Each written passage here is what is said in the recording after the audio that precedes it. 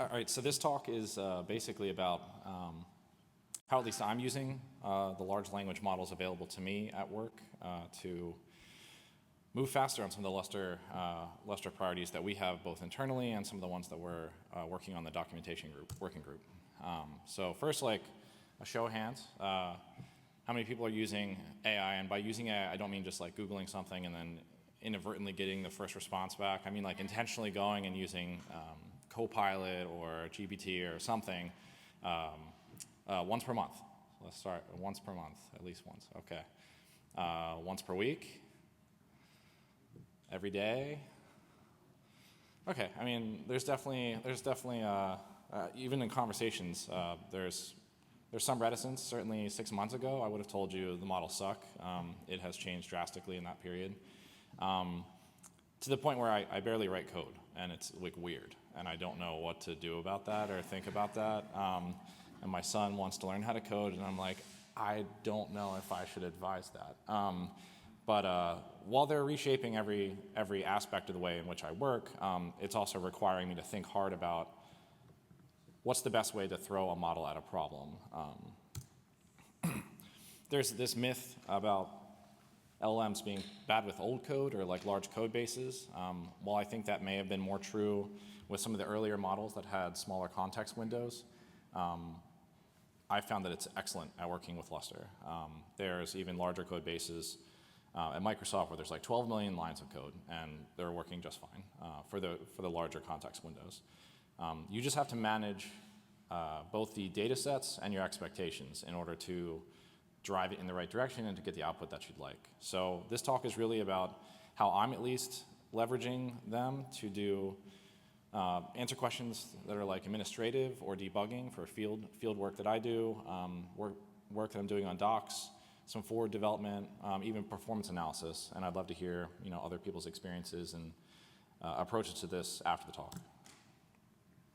The outline today is some common things that I think might resonate with people, that are questions you might come up with in your own mind, that either as a user administrator or even as forward devs, where LLMs I think really have they are now at the point where they can do some of this work, or at least expedite your ability to get through that work.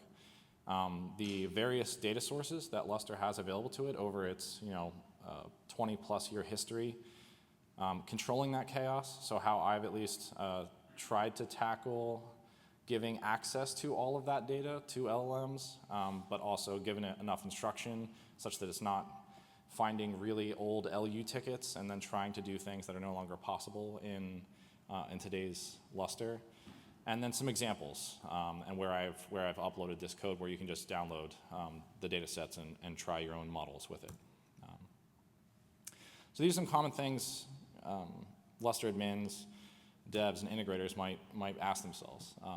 Why am I getting Eno space when I have DF? DF shows free OSTs. I think the last talk just kind of referenced something like this. Maybe I should change the QoS allocation, or is that even like the right approach to this problem? The copy tool's registered. HSM archives are supposed to be going, but they're not going. What should I check? What is the appropriate lproc, lcutl, git param to run here? An OST went read-only. There was a transient error, disk error. What's the best way to identify the files with all of the various parameters to LFS find, and what's the best way to safely deactivate that after the fact? Ping evictor keeps evicting healthy clients. How do you tune it to avoid that and stop false evictions? Going over to the development side, this is something I would previously do all the time. It's like, okay, I have a stack. Is this something that's already in Jira? If so, what version is it in? Can I backport it readily? The feature X, which is called PCCRO, is not fully stable in master. What remaining fixes are in there that I might be able to work with to get it stabilized in my own branch?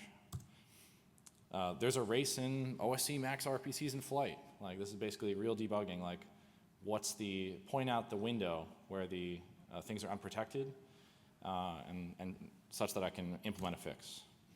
And then even review. Like internally, we are using AI for reviewing as well, because the speed of development has accelerated to the point where otherwise I'm just spending all my time doing reviews.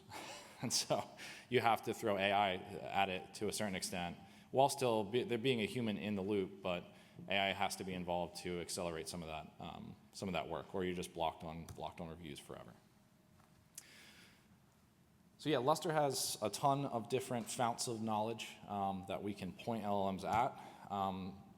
There's, like, if you've just Googled something that is Lustre related or worked with any of them, Gemini or Copilot or any of them, they're at the general level. You haven't pointed at source code or something like that.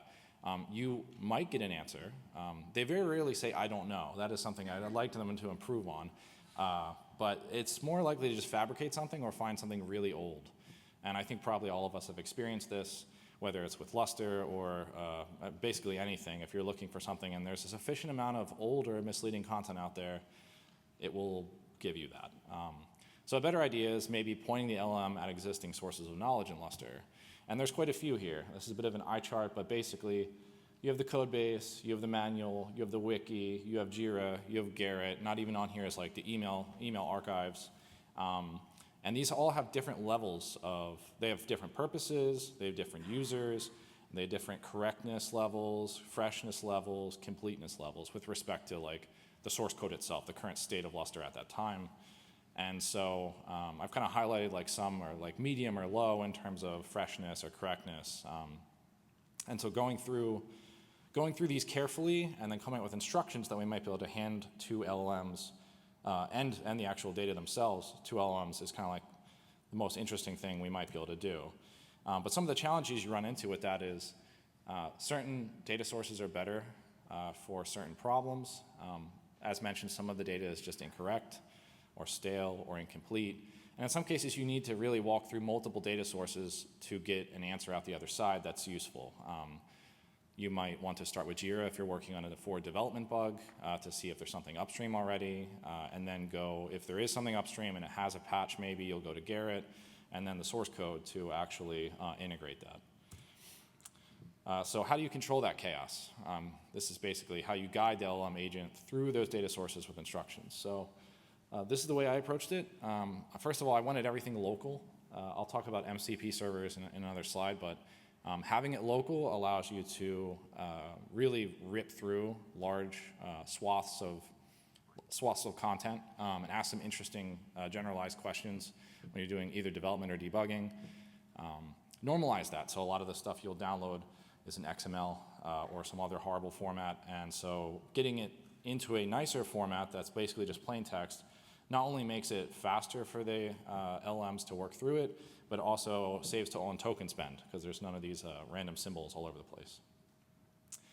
Build indices with this, so in particular with Jira, there's a lot of metadata associated with it.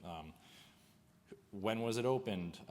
Who's the current owner? Is it closed? If it was resolved, and what fixed version did it resolve in, etc. So if you can build up an indice and then teach the LLM to go there, if it's found something it's interested in, then it makes it faster and cheaper for the model to get where it intends to go and to find less false positives. Create the instructions file, that's kind of what the undercurrent to all this.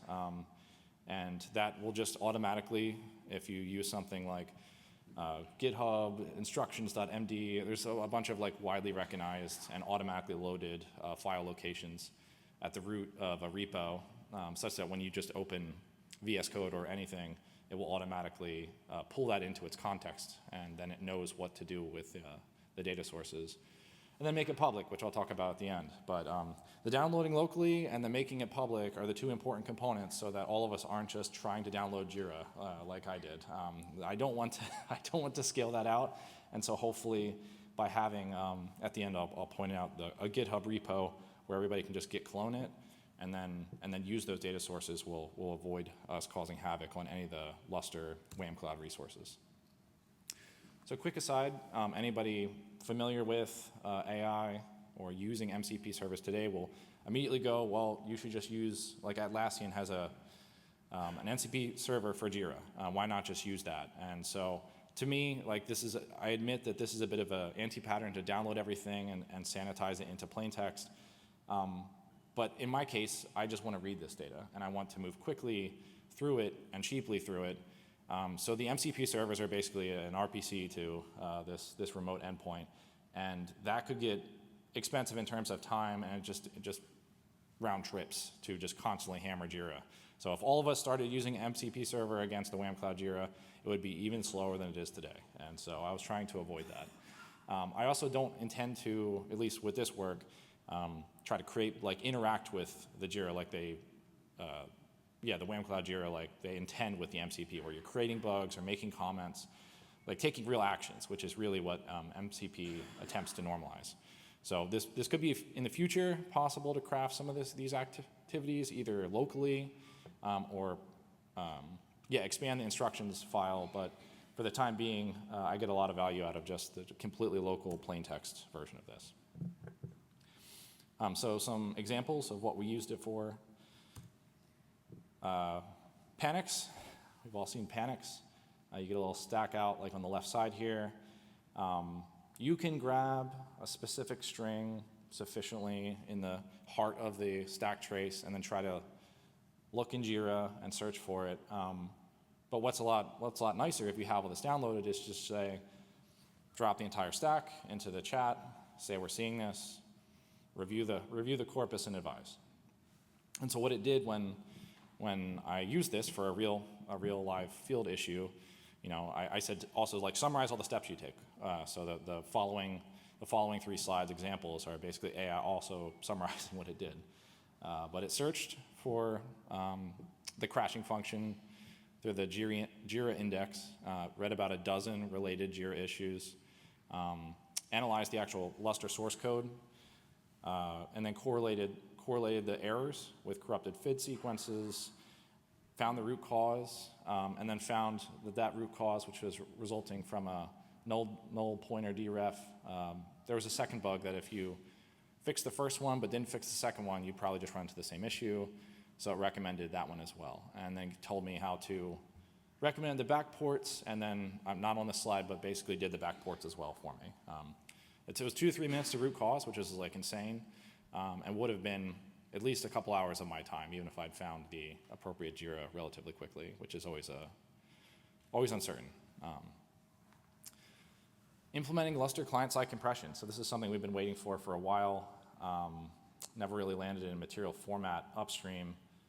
My boss, like a month or 2 ago, had a weekend open, and so he basically started prompting over that weekend based on the specs that were available publicly from LUG 2023 on client-side compression.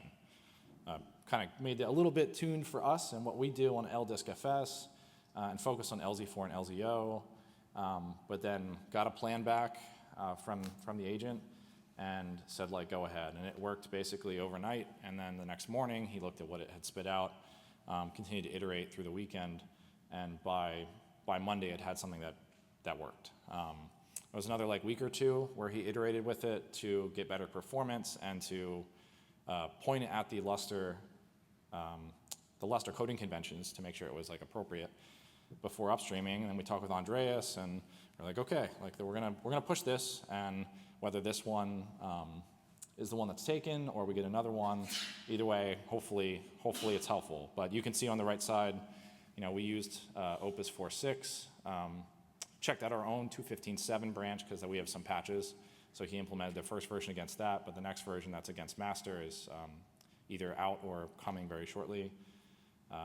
And then it basically worked through over the course of those 2 or 3 days to not just implement the fix, but to implement about 100 tests in Sanity Comper that made sure it was exercised in Lustre. Broke it up into different commits, and basically posted under LU 20.178 if anybody's interested in looking at it. And then finally, the wiki. We've been working in the documentation working group to update the wiki. It is, as I highlighted on the previous slide, it is in the red in terms of freshness. And so we've been working diligently, but it's like a second or a third job for all of us that attend the documentation working group. So we haven't made as much progress as I would have liked to over the year plus that we've been at it. So Again, now that I had this corpus available to me and all of the wiki not only downloaded but converted both to text for AI to look at it, but also left in its wiki text format so that it could edit that version of it for upload. I gave it a bunch of rules, made sure, don't delete stuff because it's like an old LUG that's not stale, that just was a while ago. Verify facts using the manual first and then the actual source code. Don't script these rewrites, like write them like a human would. Merge redundant pages. If there's stuff that's missing, like go look at the manual, identify stuff that's missing, turn back around and create those pages. Don't make them massive, and document every single change so that hopefully in tomorrow's dev day, I can divide and conquer a review of these changes. And so what it did over about 4 hours was go through the corpus, plan this out. It reached back out to me and was like, is this okay? And I was like, sure. I'm not going to be able to do it. So it expanded all the new pages, rewrote old stuff, made some surgical updates on things that were largely correct but just had some stale info. And there's lots of new operator guides for monitoring, onboarding, security, HSM, et cetera. You can see the stats on all the stuff it generated. Hopefully a bunch of that gets landed tomorrow on the wiki, and that will improve people's experience when they go there. So you can get the code. I mean, it's all derived from public sources. So, but I called it Lustre. The naming is hard. But yeah, basically it's just a repository at the bottom there that you can go clone. It has 3 directories, processed, raw, and scripts that are probably self-evident. But if you're opening it up in VS Code or something else, you probably only want to point it at processed. Within that directory is the actual instructions file that it will automatically load, telling it what all of the subdirectories under that are, and you can give it a spin. I think since I have a little time, I'll show one other example. Okay, so yesterday I was sitting with James and we were talking about something I don't know much about, like Dcache. And so he was looking at a bug I think Alexander was working on or had raised or was the only one to repro. And so I didn't even know what the bug was. I just knew that James was working on it and that Alex had one open. So I said, find the bug, build a reproducer for it, since James was like, reproducing this is really hard and Alex is the only one that can do it. Come up with a potential fix, document everything in a markdown file, whatever. So it found, I make it identifies as Morty and I'm Rick. It's a really fun way to interact with Copilot. So anyhow, it found the correct issue. Again, local to the directory process that I was working in. It did end up downloading stuff because I don't have Garrett fully synthesized into this corpus. I would like to get to that. So there were places where it had to go out and fetch stuff, which is unfortunate, but that's again the stuff I'm trying to avoid because I can see a bunch of agents pounding Garrett and Jira if we don't have something like this that's all textual and downloaded. It read the code, blah, blah, blah, blah, blah. Build a reproducer, identified a root cause, mentioned Linux VFS variants that were being broken. Came with 2 reproducers, one that didn't require the .fid and one that did. I ran the reproducer, it gave a weird error, so you will have to work with it a little bit. That was the only other prompt that I had to point back at it, and as you can see, it reproduced it. So its move is fully stuck in D state. Like an idiot, I tried to strace it, and it got stuck in D state as well. But yeah, it's like insane. Like I don't know anything about this bug. I hope it's useful. I'll send you the markdown file, James. So it's, again, LLMs have like fully changed my life. I don't know if it's a good thing yet, but I do have to say the reproducer, I can't reproduce it with my cache, but there's another issue with the state ahead thread. So I do have a fix, but the state ahead thread, the prefetches the D entry cache stuff.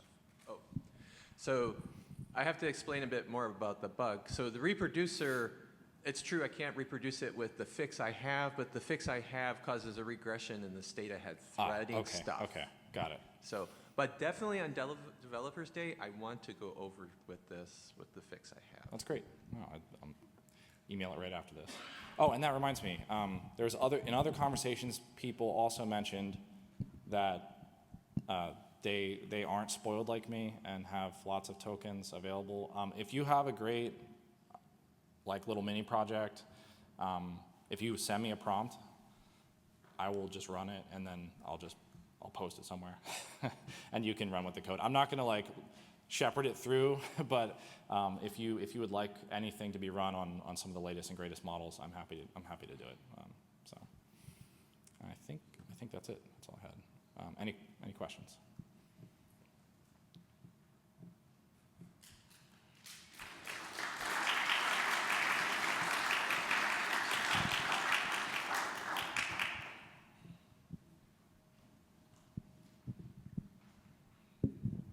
Very cool.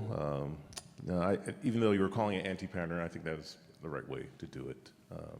But I was curious about the normalization process. Is that in your GitHub thing, or is it? Yeah, how did you do that? It is. So here I'm just in the process directory. However, if I switch out to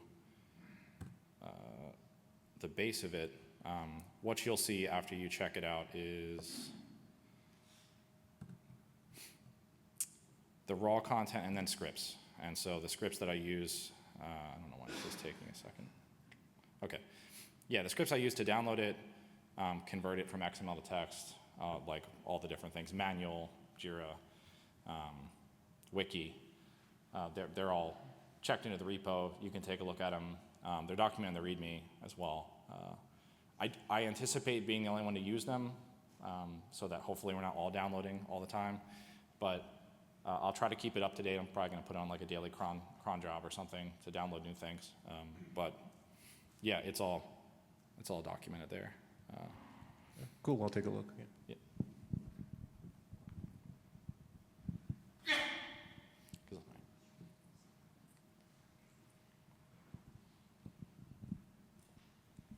Yeah, so this is very cool because I did something similar. I wrote an MCP server, Okay. so that I can download Jira, from warm cloud. Okay, so my reason is that I just don't want to abuse Jira warm cloud, and then I write them into a SQLite database locally, and then so that we can use less tokens, so that because I can query SQLite first and then send it to the LLM, right? So yeah. Yeah, I'm sure there are this is very bare bones. So this is all just ASCII. It could be improved dramatically. All my work's done on Linux, minus the VS Code being the IDE that I unfortunately have to use in order to get good. Yeah.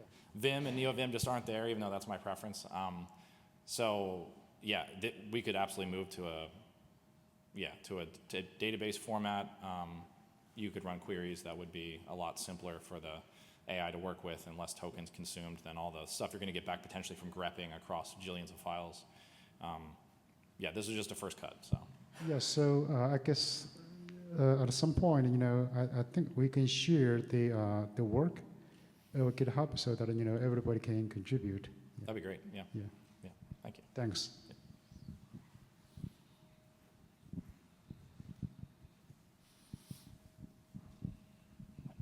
Hi, I wonder how you build indices on this Jira tickets so that we can efficiently scan and search for relevant Jira tickets. That is also somewhat janky. So it's in the script. The script will build the index, and the index looks like this. And it is very, very simple. So it just basically has the key, status, yada, yada, yada, all tab separated. And so you can grep on that.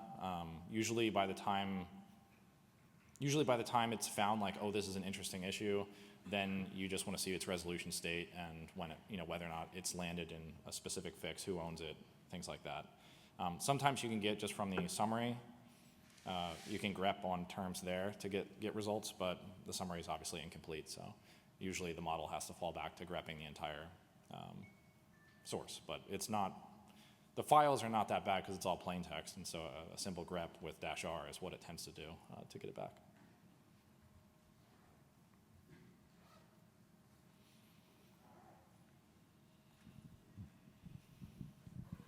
So I too am lucky to have a large token budget, and I guess it would be hard for like everybody in this room to collectively, we all have different organizations, but I'm wondering if there's an opportunity at more of a centralized location of like injecting AI-assisted code reviews and like things into the into the Lustre development, that maybe that's a more achievable goal. I don't know structurally how that would be done. There's different people who own different parts of that, but I wonder if there's more of a community effort that could be done there to help along with that, since everybody doesn't have a personal token budget. Yeah, I was talking with Oleg yesterday at the evening thing about basically having a cron job that ran the review code that I have. I'll have to port it to Garrett. It's for Azure DevOps right now. But that just did reviews basically against code that's outstanding, unlanded changes. And his advice was make sure it's like very nice, because people will get mad if, and give it a different name. Don't be like Ellis is reviewing all the code now. We'll see. I might end up getting in trouble if I do that, like make it fully auto and just spending tokens, but for the time being, they've told me not to worry about it, so I might just try anyhow. I mean, there's a limited, source of patches too, right? So it's not going to go crazy. Yeah. But I, for one, would welcome, our new AI overlord reviewer. No, seriously, as long as it's clear about, that it's not you reviewing it, we can make a distinction there.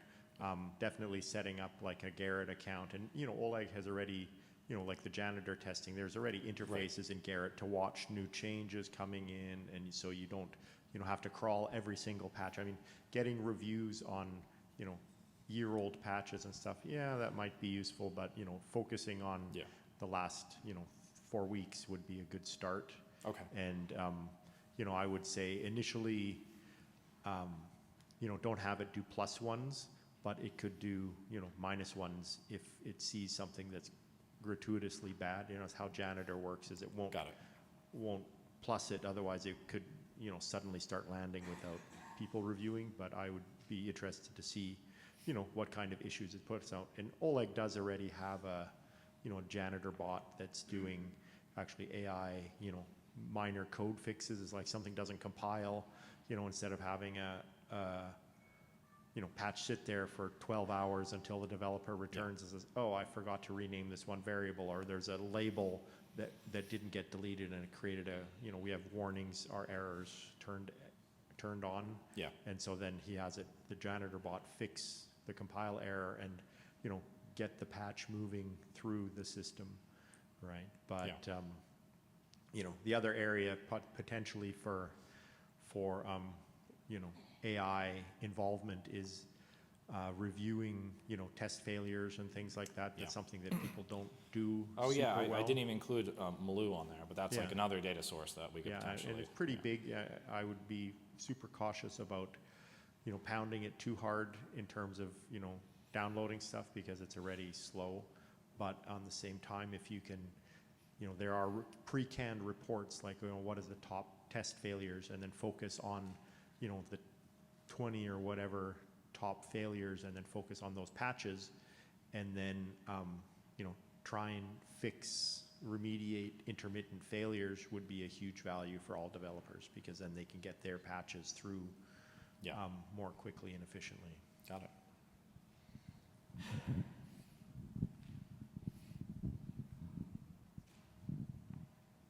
Cool.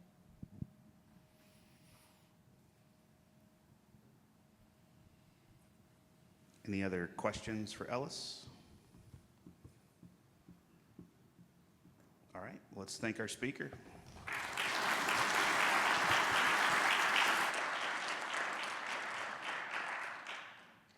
We are a little bit early for lunch, just a few minutes, but lunch is next on the agenda. I did speak with the management here. Oh, let me just bring the microphone to Megan. Megan would really like everyone to take the Lustre survey. We have 5 minutes, so you could do it right now. We do. I'll put it up on the screen. If you haven't taken the survey, please do so. The Hall of Champions will be open at lunch, so if you didn't get to check that out Monday evening, you can wander through there. It's through the corridor and to the right. Please take the survey. Do you have any other announcements? Really quickly, the survey is only 5 questions long. There are only 3 that are required. Basically, we do use this to improve our LUG each year. I do actually read every comment submitted. So we have this here. We'll put it up on the slide deck, and there's also a copy of it sitting out on the registration table. The other thing is, please, if you didn't go to the NCAA Hall of Champions, take a look. There's some air rifles you can shoot, and, there's a little small mini basketball court, and there's some really interesting stuff up there, as well as some really fun information. So, you're here, maybe avail yourself of that as well. Okay, with that, we are going to break for lunch, and we resume in what? Because we're running a little early. So we're resuming at the same time. So see everyone back here at 1 o'clock. Thank you.